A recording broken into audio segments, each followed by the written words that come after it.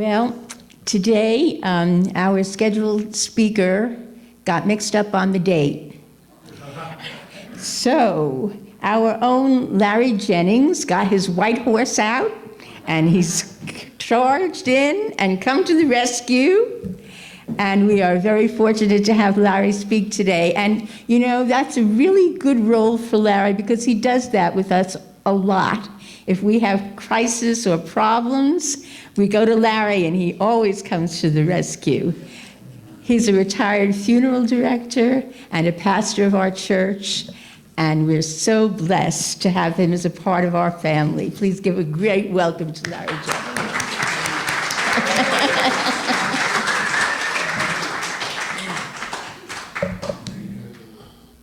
Whoop, let's get a little higher. And I am truly blessed to have you as all my family. And it was interesting, I left home today and I have a couple of talks that I keep in the back burner that can be given at any time. And I didn't have it with me this morning when I get in the car. Started the engine and said, no, stop, go in and grab your book. You never know, and here we are. So anyways, this way I can give you a talk that's been thought out, and so we'll sit back and I hope you enjoy it. I'm going to talk about nature. You've heard me talk about this before. Whenever I take a walk in nature, I'm reminded that we are fortunate to live in a world that surrounds us with so much beauty. Mother Earth has allowed us to explore every corner of her planet. Her mountains, her rainforest.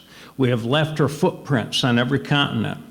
We have traveled our oceans both above and below and continue to find new species that inhabit our beautiful Mother Earth. Going beyond, we are exploring space and visiting the moon. We are obtaining more and more knowledge of the universe that we share with others. I just recently read that we are planning to build a space station on the moon capable of sustaining life for 6 months. I hope that goes into reality. Even though we are still learning about our own planet and universe, there are worlds here that some of us can only dream of. There are worlds that have been seen through the writers that have given us myths and fairy tales, places that bring us back to our childhood, and when we dreamed, perhaps we were Peter Pan or Tinker Bell. That part of us that does not want to grow up. Growing up has meant for all of us setting aside our childhood ways, although it should never mean setting aside your childhood spirit. When we keep our childhood spirit alive, we keep our joys alive. It allows us to see our world through the eyes of a child, that innocent spirit that sees everything as new and everything with acceptance. Our world is full of ancient enchantments that we have read about in many fairy tales. We view these stories as fiction. Fiction, maybe. But so many of these stories come from a place of truth. Perhaps there is some pixie dust left in this world.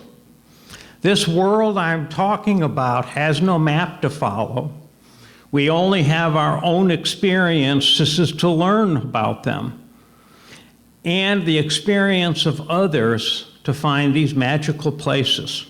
Today I offer you some of my experiences in the hopes it opens to you a desire to experience within yourself new realms of possibilities of the world that we share. The world I'm talking about is the world of nature spirits. These nature spirits encompass all the worlds of the elemental kingdom, earth, fire, air, and water, as I've discussed in a previous talk. They each have their own unique spirit. Today, I will simply refer to all of them together as nature spirits.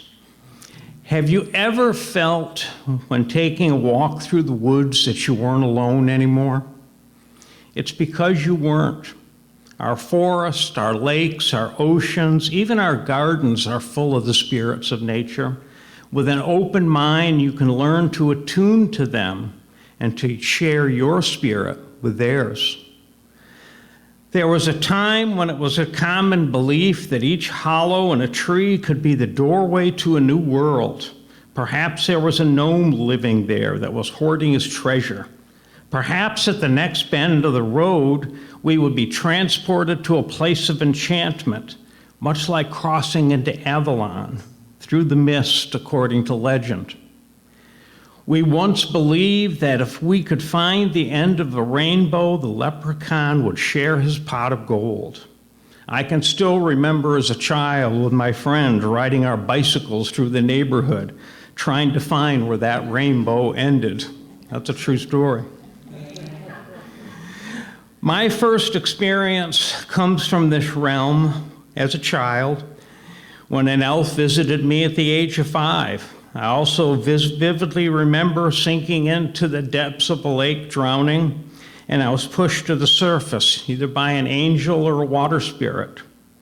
These experiences I've talked about here before, and I believe are the foundation of my connection with the nature spirits. The connection that perhaps was decided upon before coming into this body that you see before you. At some point in time, we've disconnected ourselves from these spirits and lost our ability to live our lives together. Our ever-expanding towns and cities took over much of the land, and as we grew, our technology grew with us, and we've grown apart from their world. If you would allow yourselves to simply believe in them and take the time to learn about them through books or listening to those that have a connection, you can open the doors into the realm of these beautiful nature spirits. As she said, I'm a retired funeral director. And I can still vividly remember being at a local cemetery when the rain was pouring down as we laid to rest a veteran. It was January, it was bitterly cold, and the winds just made feel the rain even harsher. As we gathered around the casket, covered by our nation's flag, the tent provided little relief from the cold and the downpour of the rain. As I nodded for the minister to begin, my eyes looked at the honor guard standing in the cold, awaiting reverently to begin. Then I looked at the sky, and my thoughts went to the nature spirits. I asked them to please hold the rain for just a moment, allowing this family their time to say goodbye. As my thoughts went to the nature spirits, they listened and responded by stopping the rain and sending a butterfly that flew directly over the casket and then disappeared. We finished the service and honored the veteran with Navy honors and the presentation of the flag to his wife. I led her to a waiting limousine, and as I closed the door, the storm resumed in its fury. I stopped for a moment and thanked the nature spirits for what they had done.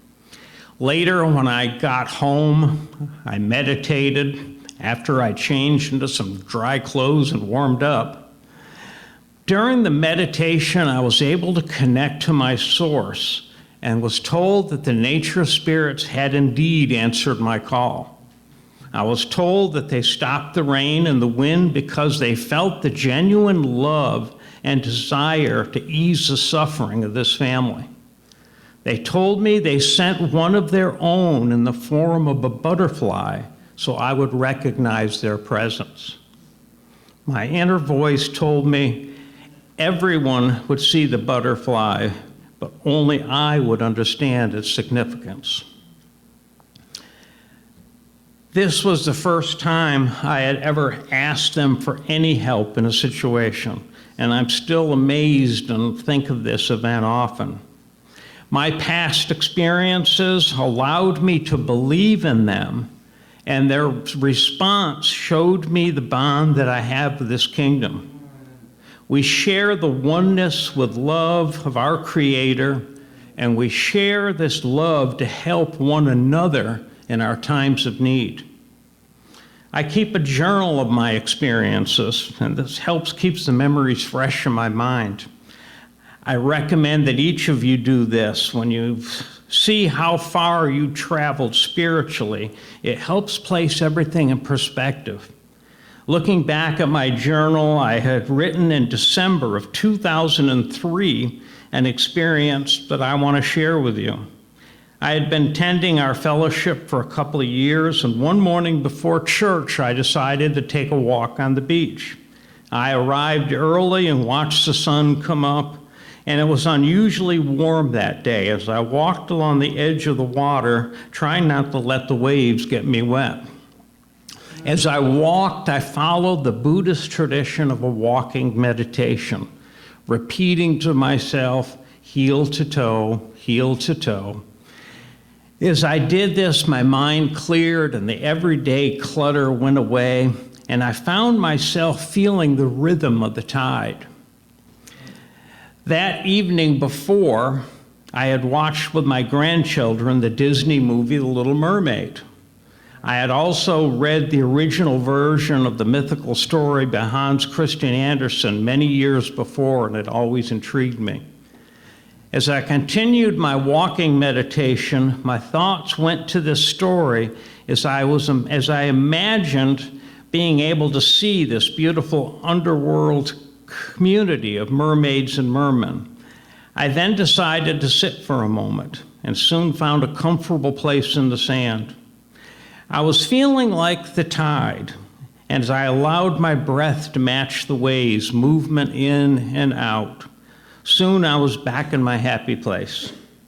I then heard a voice speaking to me from beyond the breakers, and he beckoned me to join him. When I entered the water, I looked back and saw myself sitting on the beach and realized I was having an out-of-body experience. I couldn't feel the temperature of the water, nor could I hear the waves breaking on the shore. As I walked into the surf, I was greeted by a porpoise who told me to take hold of his fin. He swam away with me, and then we dived underwater. Soon the waters cleared, and it was as if I had entered through a portal into a magical world full of life and full of color. The porpoise swam on, not speaking, and allowed me to absorb everything I was seeing and experiencing. I remember the floor of the ocean was alive as I watched shells moving about, occupied by an array of just beautiful animals. I watched the schools of fish swam by me in full color, and I could see them moving through the water in perfect harmony, as if they were truly one with each other. I caught a glimpse of a human figure swimming away with long hair flowing behind them. The porpoise then turned, and I found myself in the light as I had left the ocean and was now sitting on the sand again. It took me a few minutes to recover, and as I acclimated myself back, I remembered every moment of what happened. I looked at my watch and realized that an hour had passed and that I was going to miss church this Sunday. I returned home and wrote this experience in my journal. Even though I still remember this meditation by writing it down 20 years ago, I can still accurately describe to you what I experienced that day so long ago. 20 years ago, when I had written this in my journal, I also wrote that I was amazed at the world we lived in. There were so many places I'd written down to explore and to see and experience. I also wrote how I was thankful for having this time with Mother Nature and her water spirits. I often, in meditation, find myself on a pathway walking through the woods. As I was working on this presentation maybe 3 months ago. I meditated. I'd like to share with you what I received that day of going down this pathway. As I walked down the path, I could hear in the distance water flowing, and as I rounded the bend in the pathway, I see a narrow river before me. And as always, this is an experience that happens to me, I watch as a canoe with a Native American slowly paddles towards me. He invites me into the canoe, and he takes me into a village where there is a celebration in progress. It is dark, and everyone is dancing around the fire. I can feel it as a sacred place, and I join them. As we chant in unison, I find myself feeling disconnected with this world. I leave the fire, and I follow a pathway where I can feel the earth beneath my feet come to life. The earth has a heartbeat all of its own. I stop, and I look to the sky, and I see a teepee floating above me. I then find myself rising above the pathway, and I'm at the entrance of a teepee, and I open the flap and enter, and I see who I call grandfather, and I join him. We've done this many times. We sit with an open fire between us, and on this occasion he began to speak. Grandfather told me, he said, it's not a mystery that we meet floating above Mother Earth, for this is the place that we connect in our higher consciousness. That place that your soul's energies merged with the energy of your Creator in the white chakra above your head. I have brought you here as you meditate, seeping a deeper connection with the nature spirits. Remember that you both are from the same family. Your soul and theirs is not separate as it appears. You must understand the circle that connects us all.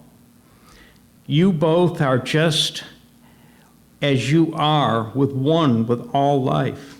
Stop searching and just accept each other without fear and expectation, and your friendship will grow.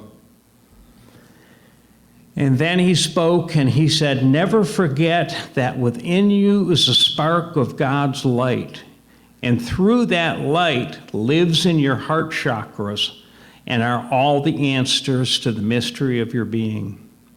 Go there and feel the love of the Mother Father and understand that love opens all doors. Then he smiled and disappeared, and I found myself brought back at my place of meditation. Where do these experiences come from? Do they really happen, or is it my imagination running wild? To me, these moments are as real as us being in this room together. As I reflect, I am transported right back to this place. I do have questions, though. For example, I often thought it was odd that the porpoise never had a name and never spoke again after our initial contact. I also never know the name of the man who picks me up in the canoe. I have decided that knowing their names has no purpose. They are simply guides leading me to a place of learning that exists within me.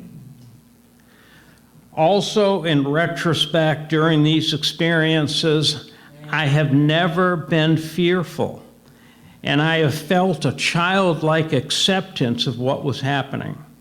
Feeling as a child full of wonder about what I was seeing and what I was feeling, I felt safe and secure and trusted for what was happening in this world, where we only have fear and love to experience. I clearly, fully embraced the love of the moment. This world we have chosen to live in has so many layers. Layers that include so many realms that we are a part of. As I am writing this, I wondered in that moment if the original fairy tale written by Hans Christian Andersen, did he have an experience like mine that led him to write this story of the Little Mermaid? Most stories are written upon one's experiences.